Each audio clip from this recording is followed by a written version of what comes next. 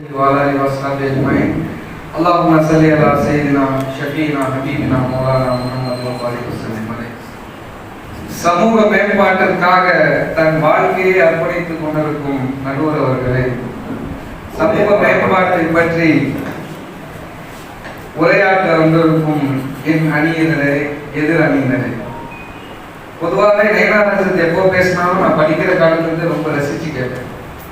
கல்லா கல்லா என்று சொல்லி அல்லாவை மறக்கிறார்கள். இப்படியெல்லாம் நிறைய வசனங்களும் அவருடைய பேச்சிலிருந்து நாங்க படிப்பு பெற்றிருக்கோம். பொதுவாக நயனாரசன் பேசினா ரொம்ப அருமையா இருக்கு. ஒரு விஷயம் நல்லா கவனிக்கீங்க.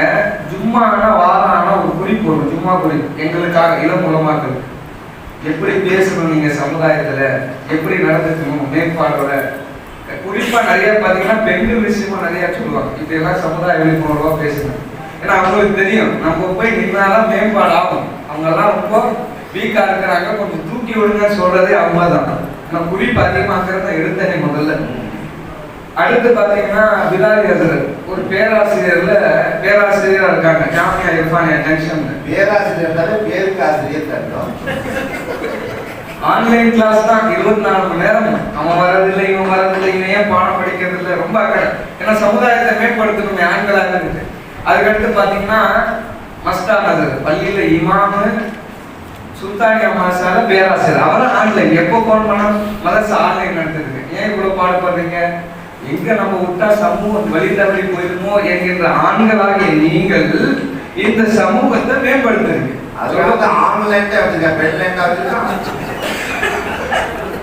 அன்பிற்கினிய நடுவர் அவர்களே, நிறைய ஹசரத் அவர்கள் நிறைய சொன்னாங்க. நிறைய வீடு பாத்தீங்கன்னா சுத்தமா இருக்க, ஹசரத் வீடு சுத்தம் செய்யறது பெண்கள் தான். அந்த வீட்டு பெண்கள்ல வேலைக்கு ஆட்கள் சேர்த்துருக்காங்க.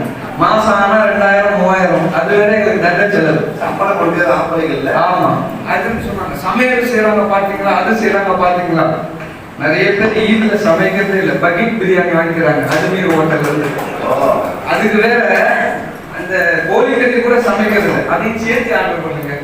இப்படி இருக்கு நிலைமை. நீங்க உணவு பத்தி பேசுறீங்க. வீட்டுல வந்திருக்காங்கல்ல. ஆமா, சுத்தம் செய்யறாங்க. அவங்க செய்யல, ஆட்டோமேட்டிக் வாஷிங் மிஷின் கேட்கறாங்க. அதை போட்டு விட்டு அதை பாட்டு சுத்தம் பண்ணி வெளில தள்ளிடுறாங்க. அதுக்கடுத்து பிஸ்மில்லா சொல்லிதான் சமைக்கிறாங்க. உங்களுக்கு தெரியுமா எத்தனை செலவாத்த சொல்றாங்க? எங்களுக்கு தான் தெரியும்.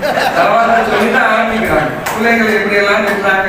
மகளிர் நேரத்துல திட்டாதீங்க, நீங்க கொடுத்த குறிப்பு வச்சுதான் பேசணும். மகளிர் நேரத்துல திட்டாதீங்க, அப்படி சொல்லாதீங்க, இப்படி சொல்ல செலவாத்த சொல்லிதான் ஆரம்பிக்கிறாங்க. அதனாலதான் சாப்பிட்டுட்டு பையனை பதில் செலவாத்த சொல்றாங்க. இப்படி இருக்கு சூழ்நிலை. அதுக்கடுத்து ஒரு பெண்ணை ஹாஃபிலான சொன்னீங்க. அந்த மாஸ்டர் ரஹ்மான் மதரசாவோ அப்துல் காதர் மதரசத்தை ஆரம்பிச்சு ஆண் என்ற அந்த ஆலிம் ஆரம்பிச்சதுனால அந்த பெண் இன்னைக்கு ஹாஃபிலான. அதே மாதிரி நிறைய ஒரு டீச்சர் வந்து பாத்தீங்களா, வந்தா கூட்டிட்டு போய் அவங்க வந்து பாத்ரூம் இது பண்றது. ஃபீஸ் கட்டுறீங்கல்ல, ஃபீஸ் இருக்கா? டொனேஷன் நிறைய கட்டணும். எல்கேஜி யூகேஜிக்கு இடம் கிடைக்க மாட்டேங்குது, டாக்டர் சீட்டு கூட கிடைக்குது. எல்கேஜி ப்ரீகேஜி கிடைக்க மாட்டேங்குது. இப்படி இருக்கு அந்த சூழ்நிலை. எனக்கு அதை ஒரு ஞாபகப்படுத்துறதுக்காக சொல்றேன். இப்ப இவங்க சொன்னதெல்லாம் பார்த்தா நம்ம ஒரு பெரிய வரலாறு படிக்கும். ஆயிஷா ரலியல்லாஹு வரலாறு, சத்திஜாமா வரலாறு படிச்சா அப்படியே தாக்கம். இப்படியெல்லாம் வாழ்ந்துருக்கிறாங்களா வாழணும் அப்படிங்கிற பேச்சு தான் இப்படி. இப்ப நீங்க சொன்னது 110% தான். நான் இன்னைக்கு அந்த மாதிரியான சூழ்நிலை இருக்கானா கிடையாது. அதனாலதான் அல்லாஹ் தஆலா என்ன செஞ்சான், பல்கீஸ் ராணி ஆரம்பம் பொழுது பார்த்தான், கொடுத்தோம்னா வேலை முடிஞ்சிடும். உடனே உதூது பறவை, அதே உதூது பறவை, நீங்க சொன்ன அதே உதூது பறவை தூது சொல்லிச்சு. உடனே அல்லாஹ் தஆலா என்ன செஞ்சா, சுலைமான் அலைஹிஸ்ஸலாம் சொன்ன உடனே போய் எடுத்துட்டு கூட வரக்கூடாது, கண்ணை மூடி திறக்கக்குள்ள வந்துடணும். ஏன்னா அந்த ஒரு நிமிஷம் கூட மாறிடும். கையில கொடுத்தா, ஆட்சி கொடுத்தா, ஏற்கனவே அந்த ஆட்சியில இருந்து என்னெல்லாம் பாடுபட்டு நமக்கு தெரியும், சொல்ல வேண்டிய அவசியம் இல்லை. ஆக மேம்பாடு என்பது ஆண்கள் கையில் இருப்பதனால தான் நல்லா அந்த ஆட்சி அதிகாரத்தை கொடுக்கும். அதே போல இன்னைக்கு சமூக மேம்பாடு சொல்றீங்க. நான் ஒரு விஷயத்தை உங்க இடத்துல பார்க்கணும். ஸ்கூலு காலேஜ் அனுப்புறோம்ல, 5 மணிக்கு மேல பொம்பளை கூட வரலன்னா என்ன நினைக்கிறோம்? பதட்டம். என்ன செய்யுது? எல்லாம் எங்க போனாங்க, இருக்கிறாங்க, அங்க போன, இங்க போன, இங்க வந்தாங்க, அங்க வந்தாங்க. பாதுகாப்பு அவர்களுக்கு இப்ப தேவை. அவர்களே பாதுகாப்பு வளையத்தில் இருக்கும்போது அவர்கள் எப்படி மேம்படுத்த முடியும்? இந்த சிந்தனை நம்ம யோசிச்சு பார்க்கணும். பாதுகாப்பு என்று அவர்கள் மீது நாம் வைக்கும் பொழுது அவர்களிடத்தில் எப்படி மேம்பாடு என்பதை யோசிச்சு பார்க்கணும். இன்னும் ஒரு படியை நான் சேர்த்து சொல்ல வேண்டும் என்றால், மாற்று மதத்தோடு ஓடக்கூடிய சூழ்நிலை. இவ்வளவு டிஜிட்டல் வந்துச்சு, போன் வந்துச்சு, இவ்வளவு வந்தது, வந்தும் தீனுடைய விஷயங்கள் வீடியோ பயான் Facebook எல்லாத்தையும் வருது. ஏன் ஓடி போது நிகழ்ந்து? ஏன் பெண்களிடத்திலே மேம்பாடு என்ற விஷயத்தை நான் சொல்லுவது என்னன்னா, பாதுகாப்பாகக்கூடிய மேம்பாடு அவர்களுக்கு நம்ம தரணும். அவர்களால் மேம்படுத்த முடியாது. அதே போல அன்பிற்கினி அல்லாஹ் நல்லடியார்களே, நடுவர் அவர்களே, எல்லாம் நம்ம சொர்க்கத்துல இருக்க வேண்டிய காலத்துல அல்லாஹ் ஆதம் அலைஹிஸ்ஸலாம் சொர்க்கத்துல இருந்தாங்க. அல்லாஹ் படைச்சான். அல்லாஹ் ஆதம் அலைஹிஸ்ஸலாமுக்குள்ள எல்லா பழத்தையும் சாப்பிட்டுட்டு எல்லாம் நல்லா இருக்க வேண்டியது. 3 தடவை ஷைத்தான் மோதி மோதி பார்த்தான். இந்த பழத்தை சாப்பிடுங்க, இந்த பழத்தை சாப்பிடுங்க. முடியாது. ஒரே ஸ்ட்ராங் இருந்தாங்க. ஒரே தடவை தான் அப்பா அம்மாட்ட போனோம். கதை முடிஞ்சு கீழே வந்துட்டாங்க. அல்லாஹ் சொர்க்கத்துல இருக்க வேண்டிய நம்மள அங்கேயே மேம்படுத்த முடியல. கொண்டு வந்து இங்க நரகத்துல தள்ளியாச்சு. இதுல எங்க மேம்பாடு இருக்குது? அல்லாஹ் நேரம் நம்ம இருந்தா சொர்க்கத்துல இருந்தோமா, கொரோனா என்ன எது வந்தா நமக்கு என்ன, அழகா சொர்க்கத்தை சுத்தி பார்த்துட்டு நம்ம இருந்திருப்போம். கொண்டு வந்து இங்க தள்ளிட்டு இவங்க 3 பேரும் தைரியமா பெண்கள் தான் மேம்படுத்துறாங்கன்னா இது என்ன ஒரு விஷயம் எனக்கு புரியுது. கொரோனா வர இதாவது பரவாயில்ல, நிக்காவெல்லாம் பாருங்க எல்லாம் பேசி முடிச்சிருவாங்க. இந்த பெண்கள் பண்ற அலப்பறதுக்கு, அதாவது எங்க ஆளுங்கெல்லாம் வந்து நிறைய பேர் இருக்கிறாங்க, சிக்கன்லாம் சாப்பிட மாட்டாங்க, ஆட்டுக்கறியா போட்டுருங்க. அதே மாதிரி இவ்வளவு பேர் வருவாங்க, யாரு ஆம்பளைங்க பேச மாட்டாங்க, புதுசு புதுசு புதுசு நாங்க பேசி முடிச்சிருவோம். இங்க பொண்ணெல்லாம் பார்த்துட்டு இருப்பாங்க, முடிஞ்சிருங்க நிச்சயதார்த்தம் எல்லாம் இப்படி பண்ணா எல்லாம் முடிஞ்சிடும். கடைசியில கையில எப்படி பிடிச்சு கொடுக்கணும் வரைக்கும் அங்க முடிஞ்சிடும். இப்படி இருந்துக்கிட்டு இங்கே ஒரு சம்பவம் நடந்துச்சு, நம்ம வந்த பத்திலே நடந்தது. ஒரு மக்கள் நிக்கா முடிக்க வந்துட்டு, அந்த நிக்கா முடிக்க வந்தவர்கள் 1 பவுன் கம்மியாயிடுச்சுன்னு சொல்லி நிக்கா நடத்த மாட்டேன்ட்டாங்க. பார்த்துட்டே இருந்த வரல, 12 ஆயிடுச்சு. உடனே மைக்க பிடிச்சேன். மைக்க பிடிச்ச 5 நிமிஷம் நம்முடைய விஷயங்கள் மகனுடைய விஷயத்தை சொன்னேன். 6வது நிமிஷம் அவங்க உள்ள வந்தாங்க. யார் வந்தாரு? அவர் தகப்பனார் எடுத்துட்டு வந்து சொன்னார், அதுல நீங்க நிக்கா போதுங்க எல்லாம் முடிஞ்சுன்னு. ஆக ஒரு ஆணினுடைய மேம்பாடு தான் பெண்ணினுடைய மேம்பாடு இருக்கே தவிர அவர்கள் தன்னிச்சையாக விட முடியாது. வச்சா மந்திரிச்ச கோழி மாதிரி ஆயிடுவாங்க. அப்புறம் அந்த கோழி எப்படி இருந்து பின்னாடியே நம்ம அலையும். அதனால மந்திரிச்ச கோழி மட்டும் உட்காந்துருக்காங்க. அதே போல யோசிச்சு பாருங்க, அவங்க ஒரு பெண், மாமியார் என்பவர் ஒரு பெண், அந்த மணப்பெண்ணும் பெண். பெண்ணுக்கே பெண்ணை இறக்கம் காட்டாத போது இங்க மேம்பாடை பத்தி எங்கதான் பேசுறது? இடமே இல்லையே, வாய்ப்பே இல்லையே. அருமைக்குரிய நடுவர் அவர்களே, நேனார் சொன்ன மாதிரி சமையல நிறைய சொன்னாங்க. இன்னைக்கெல்லாம் காலையில டிஃபன் கூட ஜொமேட்டோ ஸ்விக்கில தான் ஆன்லைன்ல ஆர்டர் பண்ணி வாங்குறாங்க. அந்த இட்லியே வந்து ஜொமேட்டோ ஸ்விக்கில வருது. சமையலுக்கே மேம்பட முடியல, இந்த சமூகத்தை எங்க மேம்படுத்துறது? ஒரு செய்தியை நான் சொல்லி முடிப்பேன். கல்வி தந்தை டி.எஸ். அப்துல் ரஹ்மான் தமிழ்நாட்டிலே பல்வேறு கல்வி கூடங்களை ஆரம்பித்திருக்கிறார். அவருடைய ஆரம்ப நோக்கம் என்ன தெரியுமா?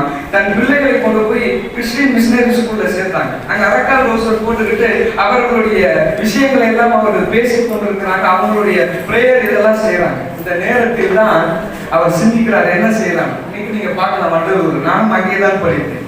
வண்டலூரில் கல்வி நிலையம் ஆரம்பித்து இன்று தமிழ்நாடு முழுக்க கிட்டத்தட்ட 6500 பேர் அவருடைய கல்வி நிலையத்துல ஆண்கள் வேலை பார்க்கிறாங்க. அவர்களுடைய எல்லா சம்பளமும் அவருடைய வீட்டுக்கு போகுது.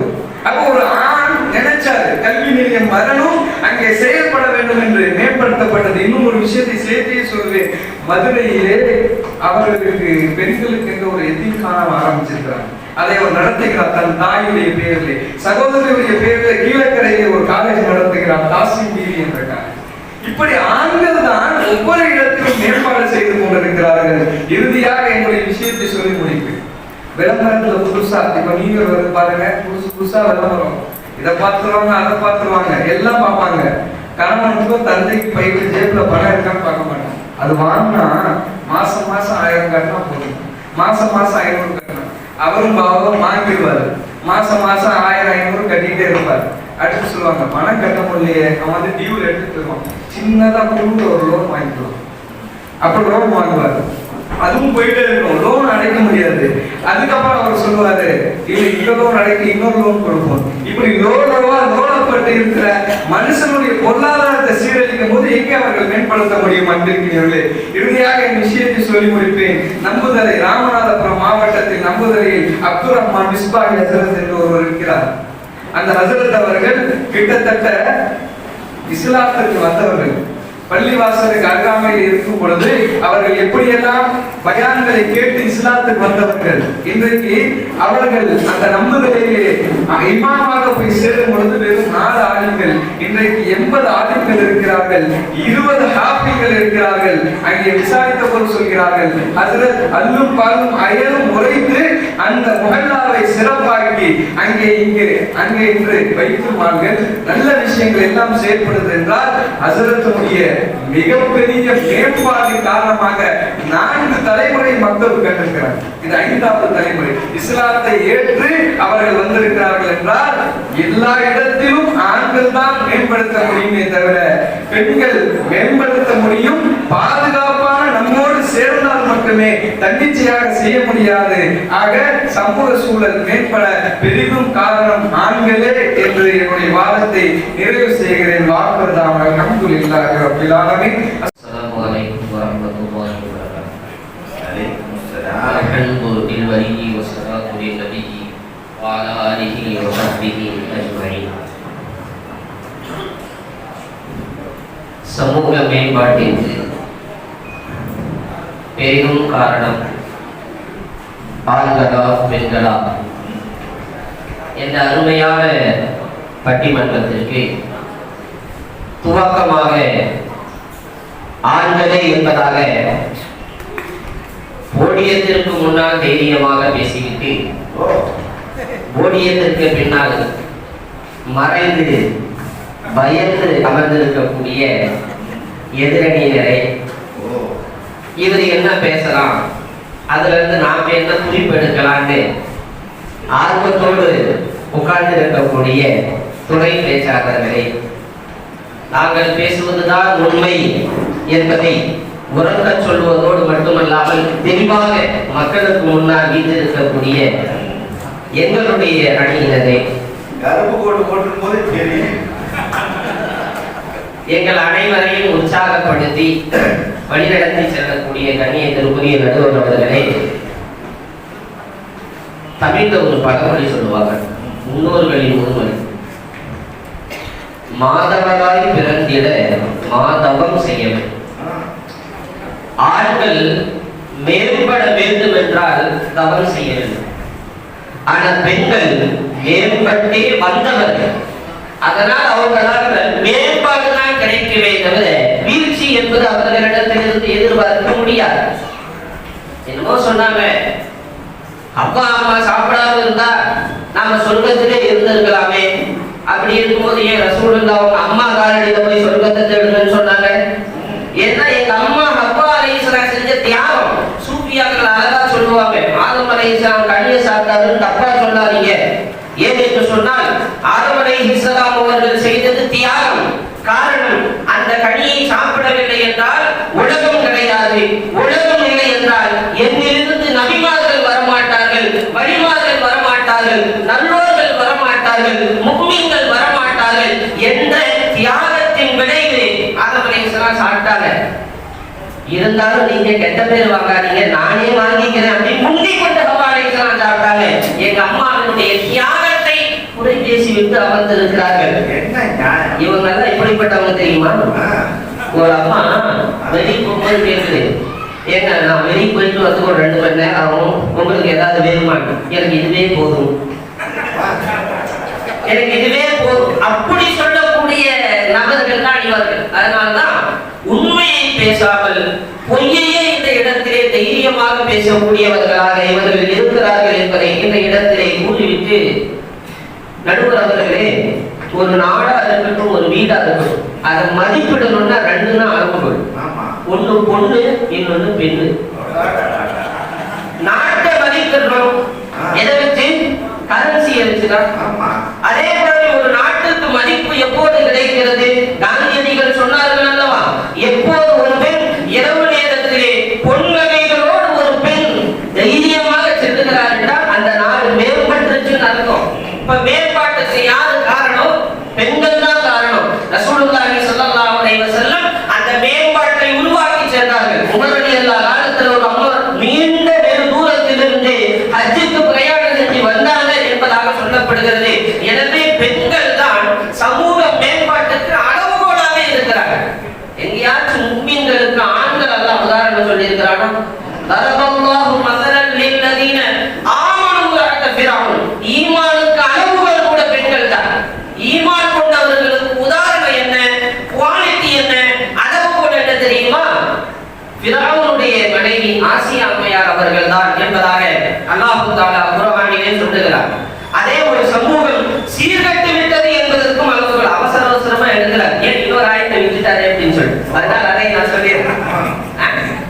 சீர்கட்டு விட்டார்கள் என்பதற்கு காரணம் அந்த சமூகத்தில் பெண்கள் சீர்கட்டு இருந்தால் அந்த சமூகமும் சீர்கட்டு விடும். எனவே பெண்களின் மேம்பாடு தான் சமூகத்தின் மேம்பாடு. பெண்கள் தான் எல்லா இடத்திலையும் சமூகத்தை மேம்படுத்துகிறார்கள். நிறைய பேர் சொன்னாங்க சமயக்கட்டுல சமைக்கிறதோட நிறுத்துறாங்க. அதெல்லாம் அந்த காலம் 2020 குடியுரிமை சட்டம்னு ஒரு போராட்டம் வந்துச்சு. நாம தெரு தெருவா போராடணும். மத்திய அரசு கண்டுக்கல. 82 வயசான எங்க அம்மா பல்கீசம்மா இறங்கினாங்க. ஷாப்பிங் பார்க்கல. மத்திய அரசு ஆடி போனது என்பது வரலாறு. எப்ப மேம்பாடு கிடைச்சிச்சு? எங்கள் தாய் அந்த இடத்திலே இடம்பதிக்கும் போது கால்பதிக்கும் போது மேம்பாடு கிடைச்சு. இந்த மாதிரி உலகத்தில் வீட்டிலேயே இருந்து கொண்டு எக்கச்சக்கமான சமூக மேம்பாடுகள். எகிப்து நாட்டை சேர்ந்த ஒரு பெண்மணி, தத்துவவியல் படிக்கக்கூடிய பெண்மணி நதீம் அஷ்ரப் அப்படின்னு சொல்லிட்டு, அந்த பெண்மணி ஊடகத்துறையினால சமூக மாற்றத்தை ஏற்படுத்த முடியும் என்று ஹிஜாபோடு உள்ளே இருந்து கொண்டே மிகப்பெரிய ஒரு புரட்சியை செய்து கொண்டிருக்கக்கூடிய ஒரு பெண்மணி. என்ன அசல் போலீஸ் அப்படின்னு சொல்லிட்டு ஒரு ஊடகத்துறை ஆரம்பிச்சு அதன் மூலமாக பெண்களுக்கு யார் யாரெல்லாம் பாலியல் தொல்லைகளை கொடுக்கிறார்களோ அவர்களை எல்லாம் கண்டறிந்து கண்டிக்கக்கூடிய ஒரு மிகப்பெரிய பேராற்றலுடைய பெண்மணியாக நம்ம இருக்கிறார். அதனால பெண்ணியத்தை பேசக்கூடிய பெண்கள் எல்லாம் இந்த பெண் பெண்ணியத்திற்குரிய கடையாளி போல என்பதாக, ஒரு அச்சாணி போல என்பதாக பெருமைப்படுத்தி பேசும் அளவுக்கு இன்றைக்கு பெண்கள் சமூகத்திலே உயர்ந்து சென்று கொண்டிருக்கிறார்கள். சுமையா பரோட்டி ஆப்கானிஸ்தானை சேர்ந்த ஒரு பெண்மணி. அவங்க ஆப்கான் ரீமர்ஸ் என்று சொல்லக்கூடிய மிகப்பெரிய ஒரு அமைப்பை செயல்படுத்தி மிகப்பெரிய சமூக தொண்டாற்றி கொண்டிருக்கிறார்கள்.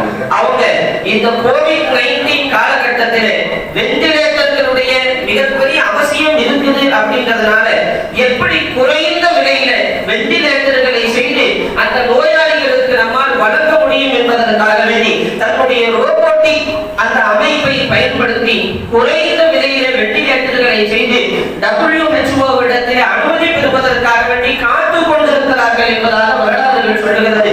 அந்த அம்மாவை பத்தி சொல்லும் போது 2002 அமெரிக்காவில் முதலாவது குளோபல் சேலஞ்ச் நிகழ்ச்சியில மிக தைரியமான துணிச்சலான பெண்மணி என்பதாக வெள்ளி பதக்கத்தை வென்றிருக்கிறார்கள் என்பதாக சொல்லப்படுகிறது. அதே போல இமான் ஃபரேத் அல் ஹாமிதி என்று சொல்லக்கூடிய பைரூத்தை சேர்ந்த ஒரு பெண்மணி.